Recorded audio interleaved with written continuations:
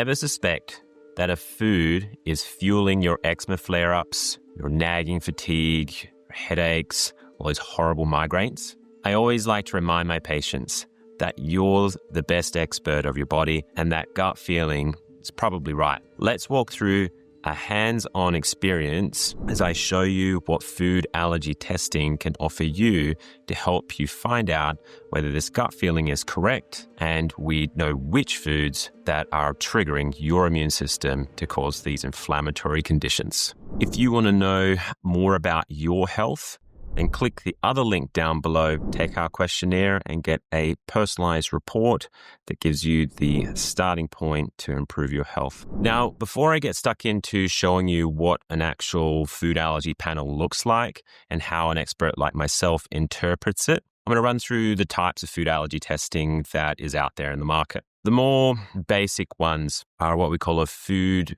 allergy panel that tests for IgG or immunoglobulin G, the part of our immune system that helps us fight viruses and bacteria, but also can single out foods. And it has a long action within your bloodstream or body, meaning that if your immune system is reacting to a food, it kind of sticks around for a long time. And this is a key point that I'll go through further in the video.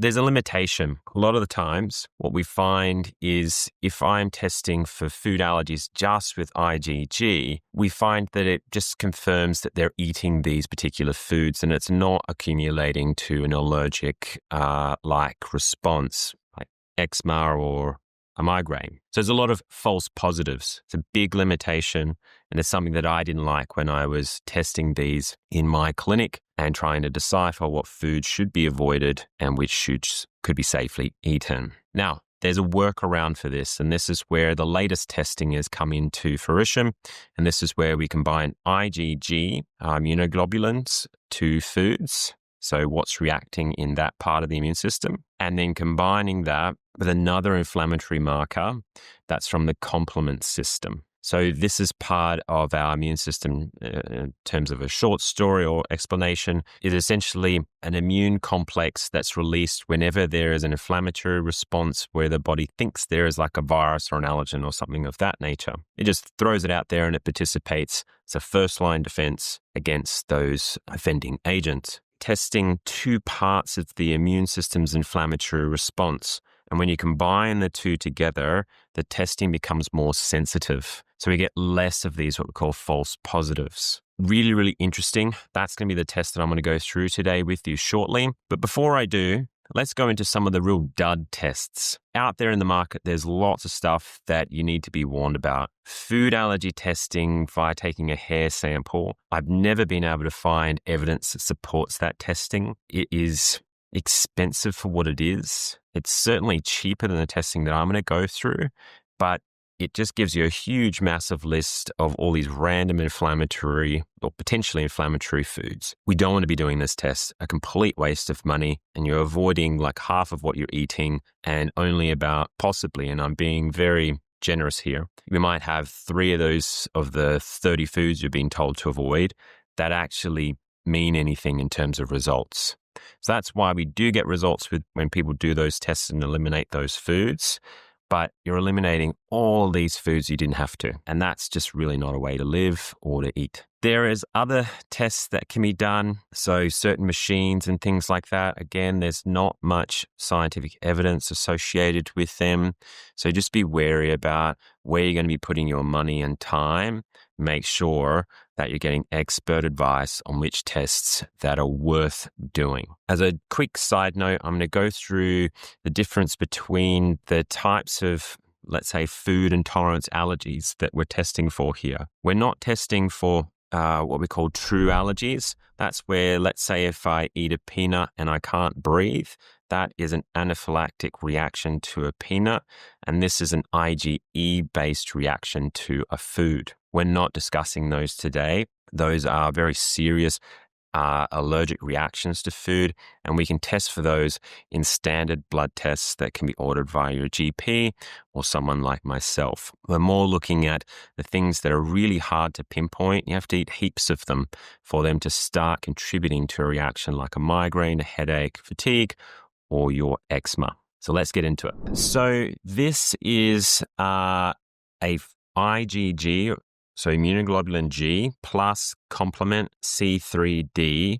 food inflammatory test. So let's look at a sample report here. What we find is you'll see things are stratified. So you'll see that some are really big reactions, some are moderate reactions, and some are mild reactions. And this is important. So it gives us a little bit of an idea as practitioners of what are the most problematic foods in the immune system that could be contributing to symptoms such as eczema or headaches. So if we go further down, you'll see here that the test has added up the reactions from an IgG point of view and the reactions to food from a C3D complement point of view, and they add them together.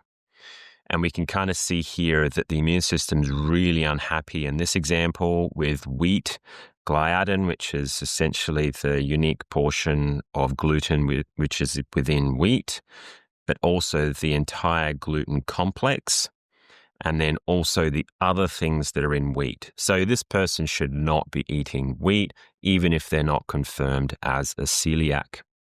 We can see a bit of cross-reactivity here with rye being a related grain to wheat, and it has its own form of gluten in there.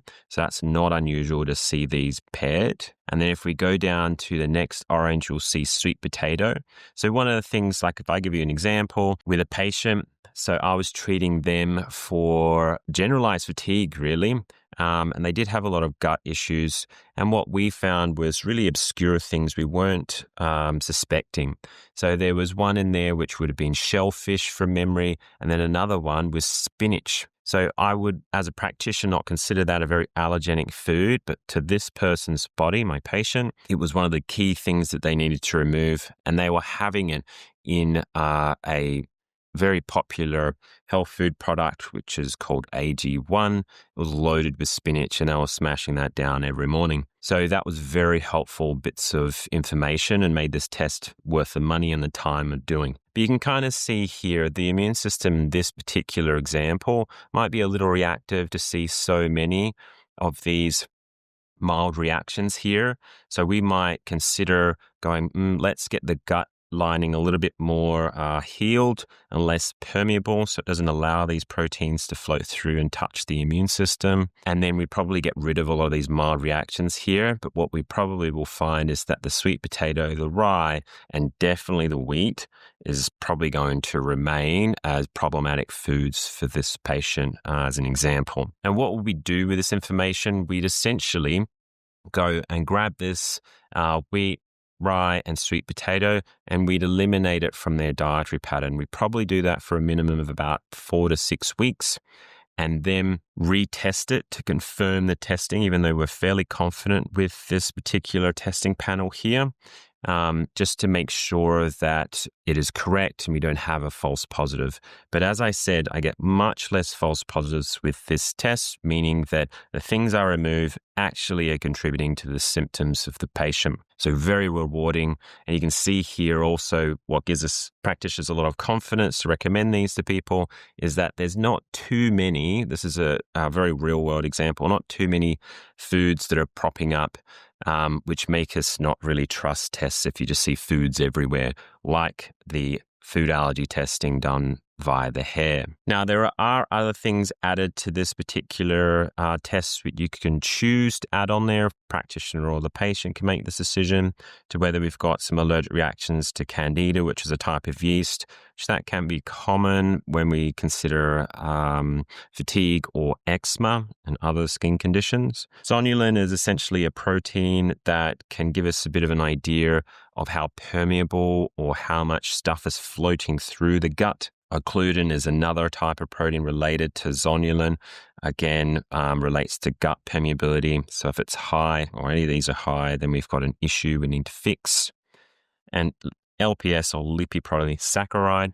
It's essentially an inflammatory product produced by all of us within our gut via gut bacteria. But if you've got lots of it, so let's say this triangle is all the way up here, then we've got a lot of inflammation floating through from that gut that needs to be fixed. So this can give us a bit of an idea of going, what other things are originating from the gut? So an issue of too much floating through the gut if these are high, or an allergy to an overgrowth of yeast like candida, or lots and lots of inflammatory products coming through from the gut and then causing some issues. So this could be very relevant to a patient with eczema, fatigue, migraines, or headaches. Now, I hope you found that really useful for me, just virtually going through a food inflammatory test or food allergy test, and how relevant it could be if you are suffering from eczema, migraines, headaches, or generalized fatigue. If you're interested in getting testing like this, please reach out to us. Go down to the links below, click through, see how we can help you go through advanced testing like this, whether it is face-to-face or virtually all around the world. Thank you for joining me today. If you need any more information, just leave us some comments down in the comment section. Be happy to answer your questions. I look forward to seeing you in the next video. If you want to improve your health further, watch this video just up here to get even more information from my channel.